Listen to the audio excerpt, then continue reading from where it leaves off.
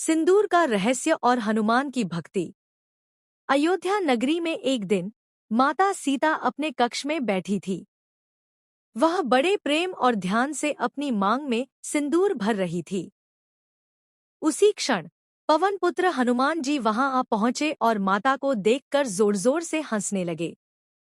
हनुमान को हंसता देख माता सीता ने स्नेह से पूछा, अरे हनुमान, तुम ऐसे क्यों हंस रहे हो?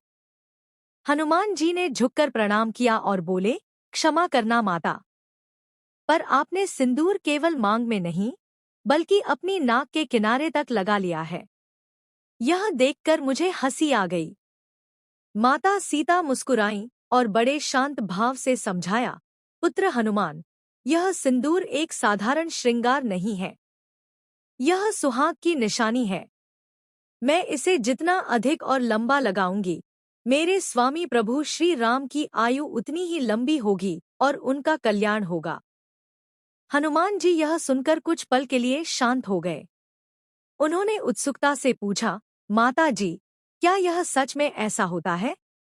माता सीता ने दृढ़ता से कहा, हाँ पुत्र, यह मेरे पति के प्रति मेरे प्रेम और निष्ठा का प्रतीक है। यह सुनते ही हनुमान जी की आंखों में भक्ति का तीव्र भाव उमड़ आया।